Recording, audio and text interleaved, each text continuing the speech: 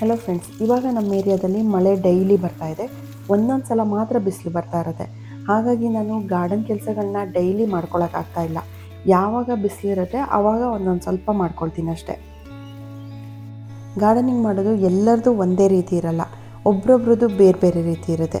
ನಮಗೆ ಯಾವುದು ವರ್ಕ್ ಆಗುತ್ತೆ ಅದು ಬೇರೆಯವರಿಗೆ ವರ್ಕ್ ಆಗದೆ ಇರಬಹುದು. ಫಾರ್ ಎಕ್ಸಾಂಪಲ್, ನಾವು ಹಾಕುವಂಥ ಪಾಟ್ ಮಿಕ್ಸ್ ನಮ್ಮ ಗಿಡಗಳಿಗೆ ಅಡ್ಜಸ್ಟ್ ಆಗಿರುತ್ತೆ. ಅದೇ ಇನ್ನೊಬ್ಬರು ಬೇರೆ ರೀತಿ ಪಾಟ್ ಮಿಕ್ಸ್ ಹಾಕಿದಾಗ ಅದು ಕೂಡ ಅವ್ರ ಗಿಡಗಳಿಗೆ ಅಡ್ಜಸ್ಟ್ ಆಗಿರುತ್ತೆ. ಫರ್ಟಿಲೈಸರ್ ಕೂಡ ಅಷ್ಟೇ, ನಾವು ಹಾಕಿದಾಗ ಹೂ ಚೆನ್ನಾಗಿ ಬರ್ತಾ ಇರುತ್ತೆ. ಅದೇ ಫರ್ಟಿಲೈಸರ್ನ ಇನ್ನೊಬ್ರು ಹಾಕಿದಾಗ ಅವರಿಗದು ವರ್ಕ್ ಆಗದೆ ಇರ್ಬೋದು.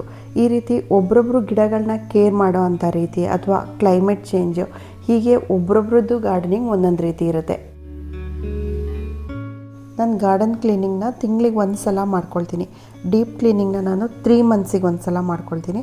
ಅದು ಬಿಟ್ಟರೆ ಬೇರೆ 15 ಡೇಸಿಗೆ ಒಂದು ಸಲ ಎಲೆಗಳೆಲ್ಲ ಯಾವ್ಯಾವ್ದು ಹಾಳಾಗಿದೆ, ಕರಗಿದೆ, ಎಲ್ಲೋ ಆಗಿದೆ ಅದನ್ನೆಲ್ಲ ನೋಡಿ ತೆಗಿಯೋದನ್ನು 15 ಡೇಸಿಗೆ ಒಂದು ಸಲ ಮಾಡ್ಕೊಳ್ತೀನಿ.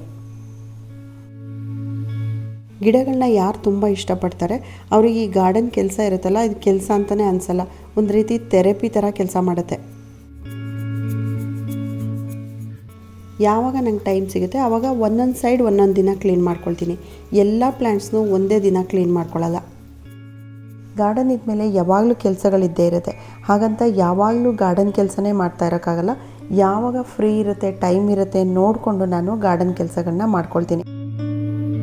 ಮಳೆಗಾಲದಲ್ಲಿ ಒಂದು ಕೆಲಸ ಯಾವ್ದು ಕಡಿಮೆ ಅಂತ ಅಂದರೆ ಡೈಲಿ ನೀರು ಹಾಕೋದಿರಲ್ಲ.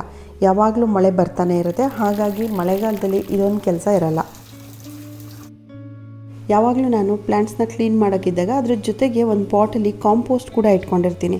ಯಾವ ಪಾಟಲ್ಲಿ ಮಣ್ಣು ಕಡಿಮೆ ಆಗಿದೆ, ಸ್ವಲ್ಪ ಕೆಳಗಡೆ ಹೋಗಿದೆ ಅಂಥ ಪಾಟ್ಗಳಿಗೆ ಸ್ವಲ್ಪ ಕಾಂಪೋಸ್ಟ್ನು ಕೂಡ ಹಾಕ್ಕೊಂಡು ಬರ್ತೀನಿ.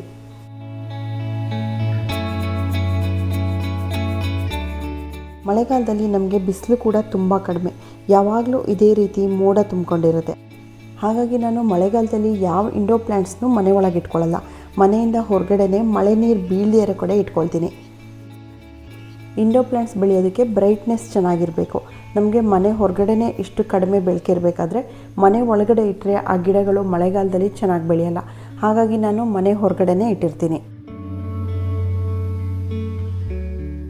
ಮನೆ ಎಂಟ್ರೆನ್ಸಲ್ಲೇ ನಾನು ಜಾಸ್ತಿ ಪ್ಲ್ಯಾಂಟ್ಸ್ನ ಜೋಡಿಸಿಟ್ಟಿದ್ದೀನಿ. ಯಾಕೆ ಅಂದರೆ ನಮಗೆಲ್ಲ ಗೊತ್ತಿರೋ ಹಾಗೆ ಪ್ಲ್ಯಾಂಟ್ಸಿಂದ ಒಂದು ರೀತಿ ಎನರ್ಜಿ ಸಿಗುತ್ತೆ, ಪ್ರಾಸ್ಪ್ಯಾರಿಟಿ ಸಿಗುತ್ತೆ. ಮನೆಗೆ ಯಾರಾದರೂ ಬಂದರೆ ವೆಲ್ಕಮಿಂಗ್ ಆಗಿರುತ್ತೆ. ಹಾಗೆ ಪಾಸಿಟಿವಿಟಿನ ಪ್ಲ್ಯಾಂಟ್ಸ್ಗಳು ಸ್ಪ್ರೆಡ್ ಮಾಡುತ್ತೆ. ಪ್ಲ್ಯಾಂಟ್ಸ್ ಒಂದು ರೀತಿ ನಮಗೆ ಹೀಲಿಂಗ್ ಥರ ಕೆಲಸ ಮಾಡ್ತಾ ಇರುತ್ತೆ. ನಮಗೆ ಗೊತ್ತಾಗಿರಲ್ಲ, ನಾವು ಎಷ್ಟು ಹೊತ್ತು ಪ್ಲ್ಯಾಂಟ್ಸ್ ಜೊತೆ ಇರ್ತೀವಿ ಅಷ್ಟು ಹೊತ್ತು ನಾವು ಪಾಸಿಟಿವ್ ಆಗಿರ್ತೀವಿ. ಕೆಲವು ಯಂಗ್ಸ್ಟರ್ಸ್ಗೆ ಗಾರ್ಡನ್ ಅಂದರೆ ತುಂಬ ಇಷ್ಟ ಇರುತ್ತೆ. ಆದರೆ ಅವರು ಜಾಬ್ ಮಾಡ್ತಾ ಇರ್ತಾರೆ, ಟೈಮ್ ಇರಲ್ಲ ಅಂದ್ಕೊಂಡು ಸುಮ್ಮನಾಗಿರ್ತಾರೆ. ಅಥವಾ ತುಂಬ ಕಷ್ಟ ಗಾರ್ಡನಿಂಗ್ ಮಾಡೋದು ಅಂದ್ಕೊಂಡು ಸುಮ್ಮನಾಗಿರ್ತಾರೆ. ನೀವು ದೊಡ್ಡ ಗಾರ್ಡನ್ ಮಾಡಬೇಕಾಗಿಲ್ಲ. ನಿಮಗೆ ಎಷ್ಟು ಬೇಕೋ 4ರಿಂದ 5 ಪ್ಲ್ಯಾಂಟ್ಸಿಂದನೇ ಸ್ಟಾರ್ಟ್ ಮಾಡಬಹುದು.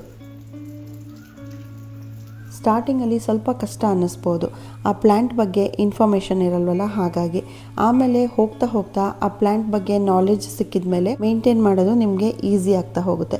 ಇವಾಗ ಪ್ರತಿಯೊಂದು ಪ್ಲ್ಯಾಂಟ್ ಬಗ್ಗೆನೂ ಯೂಟ್ಯೂಬಲ್ಲಿ ಇನ್ಫಾರ್ಮೇಷನ್ ಸಿಗುತ್ತೆ. ನಾವೆಲ್ಲ ಗಾರ್ಡನಿಂಗ್ ಮಾಡಿದಾಗ ಆ ಪ್ಲ್ಯಾಂಟ್ಗಳನ್ನ ನಾವು ಅಬ್ಸರ್ವ್ ಮಾಡೇ ಕಲ್ತ್ಕೊಂಡಿದ್ದು.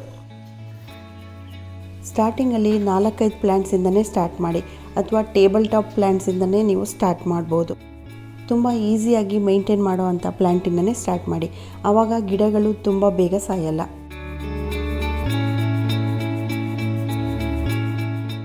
ನಾನು ಮೊದಲೆಲ್ಲ ಏನು ಮಾಡ್ತಾಯಿದ್ದೆ ಅಂತಂದರೆ, ನರ್ಸರಿಯಲ್ಲಿ ಯಾವುದು ಹೊಸ ವೆರೈಟಿ ಪ್ಲ್ಯಾಂಟ್ ಬಂದಿದೆ ಅದನ್ನು ಮನೆಗೆ ತೊಗೊಂಡು ಬರಲೇಬೇಕಾಗಿತ್ತು. ನನ್ನ ಹತ್ರ ಯಾವ ರೀತಿ ಗಿಡಗಳಿಲ್ಲ ಅದನ್ನು ತೊಗೊಂಡು ಬರ್ತಾಯಿದ್ದೆ. ಅದರಲ್ಲಿ ಕೆಲವು ಗಿಡಗಳು ಚೆನ್ನಾಗೇ ಬರ್ತಾಯಿತ್ತು, ಇನ್ನು ಕೆಲವು ಗಿಡಗಳು 1 ವರ್ಷ ಅಥವಾ 2 ವರ್ಷ ಬರ್ತಾಯಿತ್ತು, ಆಮೇಲೆ ಆ ಗಿಡ ಸತ್ತೋಗ್ತಾಯಿತ್ತು. ಇವಾಗ ನನಗೆ ಗೊತ್ತಾಗಿದೆ, ನಾವು ಪ್ರತಿಯೊಂದು ಗಿಡನೂ ತಂದು ಬೆಳೆಸೋಕ್ಕಾಗಲ್ಲ. ಕೆಲವು ಆ ಕ್ಲೈಮೇಟಲ್ಲಿ ಚೆನ್ನಾಗಿ ಬೆಳೆದಿರುತ್ತೆ, ನಮ್ಮ ಕ್ಲೈಮೇಟಿಗೆ ತಂದಾಗ ಅದು ಸತ್ತೋಗ್ಬಿಡುತ್ತೆ. ಇವಾಗ ನನಗೆ ಆ ಹೊಸ ಪ್ಲ್ಯಾಂಟ್ ಕಲೆಕ್ಟ್ ಮಾಡೋವಂಥ ಕ್ರೇಜ್ ಕಡಿಮೆ ಆಗಿದೆ. ಇವಾಗ ನನ್ನ ಹತ್ರ ಇರೋ ಗಿಡಗಳನ್ನೇ ನಾನು ಅದನ್ನೇ ಪ್ರೊಪಗೇಷನ್ ಮಾಡಿ ಅಥವಾ ಕಟ್ಟಿಂಗ್ಗಳನ್ನ ಹಾಕ್ಕೊಂಡು ಜಾಸ್ತಿ ಗಿಡಗಳನ್ನ ಮಾಡ್ಕೊಳ್ತೀನಿ.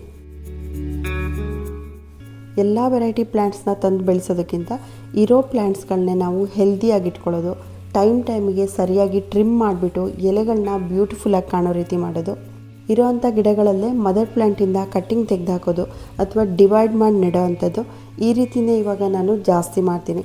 ಹಾಗಾಗಿ ನನ್ನ ಹತ್ರ ಒಂದೇ ರೀತಿ ಗಿಡಗಳು ತುಂಬ ಜಾಸ್ತಿ ನಿಮಗೆ ಕಾಣಿಸ್ಬೋದು.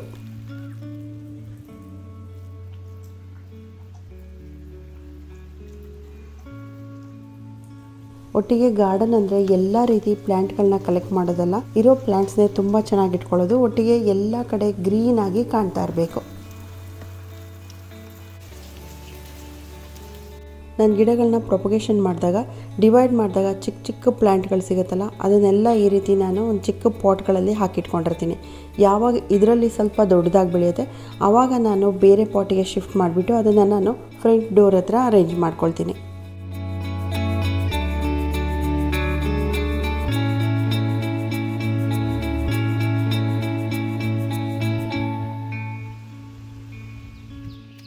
ಮಳೆಗಾಲದಲ್ಲಿ ಮಳೆ ನೀರು ಜಾಸ್ತಿ ಬಿದ್ದು ಗಿಡಗಳಿಗೆ ಫಂಗಸ್ ಕೂಡ ಆಗುತ್ತೆ.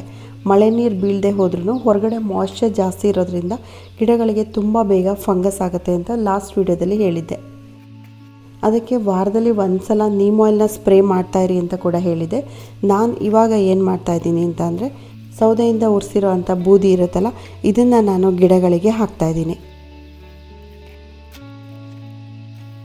ಈ ಬೂದಿ ಇದೆಯಲ್ಲ, ಇದು ಫಂಗಿಸೈಡ್ ಆಗೂ ಕೆಲಸ ಮಾಡುತ್ತೆ. ರೋಗ ಬರದೇ ಇರೋ ರೀತಿ ಕಂಟ್ರೋಲ್ ಕೂಡ ಮಾಡುತ್ತೆ, ಹಾಗೆ ಫಂಗಸ್ನು ಕೂಡ ಕಂಟ್ರೋಲ್ ಮಾಡುತ್ತೆ.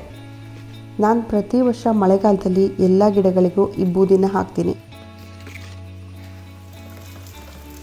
ತರಕಾರಿ ಗಿಡಗಳೇನಾದರೂ ನೀವು ಬೆಳೆದಿದ್ರೆ ಬೂದಿನ ಹಾಕೋದ್ರಿಂದ ಹುಳುಗಳು ಬರೋದು ಕೂಡ ಅವಾಯ್ಡ್ ಆಗುತ್ತೆ. ಇದು ಜಾಸ್ತಿನೂ ಕೂಡ ಆಗಬಾರ್ದು, ಪಾಟ್ ಸೈಜ್ ನೋಡಿಕೊಂಡು ನೀವು ಹಾಕಬೇಕು. ಬೂದಿನ ಹಾಕಿದ ಮೇಲೆ ತಕ್ಷಣ ನೀರು ಹಾಕೋದನ್ನು ಮಾತ್ರ ಮರಿಬಾರ್ದು. ಯಾಕೆ ಅಂದರೆ ಗಿಡಗಳಿಗೆ ಹೀಟ್ ಆಗುತ್ತೆ. ಹಾಗಾಗಿ ನೀವು ಬೂದಿನ ಹಾಕ್ಕೊಂಡು ಬಂದಮೇಲೆ ಒಂದು ಕಡೆಯಿಂದ ನೀವು ಅದೇ ಗಿಡಗಳಿಗೆ ನೀರನ್ನು ಕೂಡ ಹಾಕ್ಕೊಂಡು ಬರಬೇಕು. ನಾವು ಕಾಂಪೋಸ್ಟ್ ಮತ್ತು ಫರ್ಟಿಲೈಸರ್ ಕೊಟ್ಟಾಗ ಅದರ ಹಿಂದೆಯೇ ತಕ್ಷಣ ನೀರು ಹೇಗೆ ಹಾಕ್ಕೊಂಡು ಬರ್ತೀವಿ, ಅದೇ ರೀತಿ ಬೂದಿ ಹಾಕಿದಾಗಲೂ ಕೂಡ ನೀರನ್ನು ಹಾಕಲೇಬೇಕು.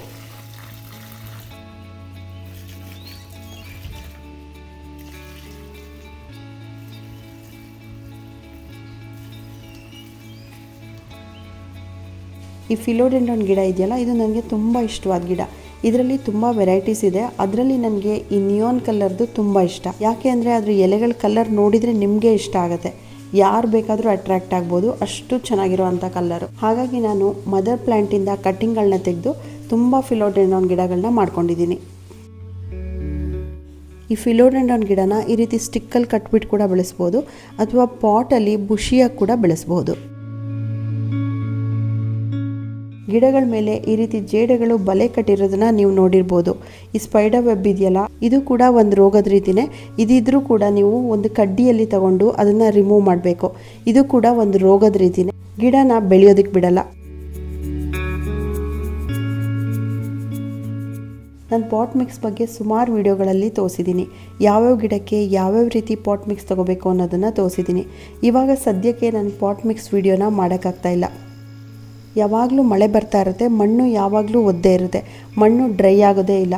ತುಂಬ ಒದ್ದೆ ಮಣ್ಣಲ್ಲಿ ಯಾವ ಗಿಡಗಳನ್ನೂ ನೆಡಬಾರ್ದು, ಇದರಿಂದ ರೂಟ್ಸ್ ಕೊಳೆಯೋ ಚಾನ್ಸಸ್ ಜಾಸ್ತಿ ಇರುತ್ತೆ. ಹಾಗಾಗಿ ಮಳೆ ಸ್ವಲ್ಪ ಕಡಿಮೆ ಆಗಿ ಮಣ್ಣು ಡ್ರೈ ಆಗೋ ತನಕ ವೆಯ್ಟ್ ಮಾಡಬೇಕು. ಹಾಗಾಗಿ ನಾನು ಇವಾಗ ಯಾವ ಗಿಡಗಳನ್ನೂ ರಿಪೋರ್ಟಿಂಗ್ ಕೂಡ ಮಾಡ್ಕೊಳಕ್ಕಾಗ್ತಾಯಿಲ್ಲ. ಆಗಸ್ಟಲ್ಲಿ ಮಳೆ ಏನಾದರೂ ಕಡಿಮೆ ಆದರೆ ಆವಾಗ ನಾನು ರಿಪೋರ್ಟಿಂಗ್ ವೀಡಿಯೋಸ್ನ ತೋರಿಸ್ತೀನಿ. ಬಳ್ಳಿ ಗಿಡಗಳೆಲ್ಲ ಎಷ್ಟು ಉದ್ದ ಬಂದಿದೆ ನೋಡಿ. ಇವಾಗ ನಾನು ಕಟ್ ಮಾಡಲ್ಲ. ಇವಾಗ ಕಟ್ ಮಾಡಿದರೆ ನಾವೆಲ್ಲಿ ಕಟ್ ಮಾಡಿರ್ತೀವಿ ಅದು ಮಳೆಗೆ ಕೊಳೆಯೋ ಚಾನ್ಸಸ್ ಜಾಸ್ತಿ ಇರುತ್ತೆ. ಮಳೆ ಸ್ವಲ್ಪ ಕಡಿಮೆ ಆದಮೇಲೆ ನೆಕ್ಸ್ಟ್ ಮಂತಲ್ಲಿ ಇದನ್ನು ಕಟ್ ಮಾಡಿಬಿಟ್ಟು ಟ್ರಿಮ್ ಮಾಡ್ತೀನಿ. ಮಣ್ಣಲ್ಲಿ ಅಥವಾ ಗ್ರೌಂಡಲ್ಲಿರೋ ಗಿಡಗಳಿಗೆ ಎಷ್ಟೇ ಮಳೆ ನೀರು ಬಿದ್ರೂ ಅಷ್ಟೇನು ಪ್ರಾಬ್ಲಮ್ ಆಗಲ್ಲ. ನೀರು ಹರಿದೋಗೋ ರೀತಿ ಇದ್ದರೆ ಗಿಡಗಳಿಗೆ ಏನೂ ತೊಂದರೆ ಇಲ್ಲ. ಆದರೆ ಪಾಟ್ಗಳನ್ನ ನಾವು ಆಗಾಗ ಈ ಮಳೆಗಾಲದಲ್ಲಿ ಚೆಕ್ ಮಾಡ್ತಾ ಇರಬೇಕು. ನೀರು ಸ್ವಲ್ಪ ಕೂಡ ಪಾಟಲ್ಲಿ ನಿಲ್ಲೋ ರೀತಿ ಇರಬಾರ್ದು. ಮನೆ ಒಳಗಡೆ ಇಂಡೋರ್ ಪ್ಲ್ಯಾಂಟ್ಸ್ನ ಜಾಸ್ತಿ ಇಟ್ಟಿರೋರು ಬಿಸಿಲು ಬಂದ ತಕ್ಷಣ ನೀವು ವಾರದಲ್ಲಿ ಒಂದಿನನಾದರೂ ಬಿಸಿಲಲ್ಲಿ ಇಟ್ಬಿಟ್ಟು ಆಮೇಲೆ ಒಳಗಡೆ ತೆಗಿಬೇಕು. ಇಂಡೋರ್ ಪ್ಲ್ಯಾಂಟ್ಸ್ ಆದರೂ ಕೂಡ ಪ್ರತಿಯೊಂದು ಗಿಡಗಳಿಗೂ ಸನ್ಲೈಟ್ ಬೇಕಾಗಿರುತ್ತೆ. ಆದರೆ ಇಂಡೋರ್ ಪ್ಲ್ಯಾಂಟ್ಸ್ಗೆ ತುಂಬ ಕಡಿಮೆ ಸನ್ಲೈಟ್ ಬೇಕಾಗಿರುತ್ತೆ, ಅಂದರೆ ಬ್ರೈಟ್ ಲೈಟ್ ಮಾತ್ರ ಸಾಕಾಗಿರುತ್ತೆ. ಹಾಗಾಗಿ ಮಳೆಗಾಲದಲ್ಲಿ ಸ್ವಲ್ಪ ಬೆಳಕು ಕಡಿಮೆ ಇರೋದ್ರಿಂದ ವಾರದಲ್ಲಿ ಒಂದಿನ ನೀವು ಬಿಸಿಲಲ್ಲಿ ಇಟ್ಬಿಟ್ಟು ಆಮೇಲೆ ಒಳಗಡೆ ತೆಗೆದಿಟ್ಕೋಬೇಕು.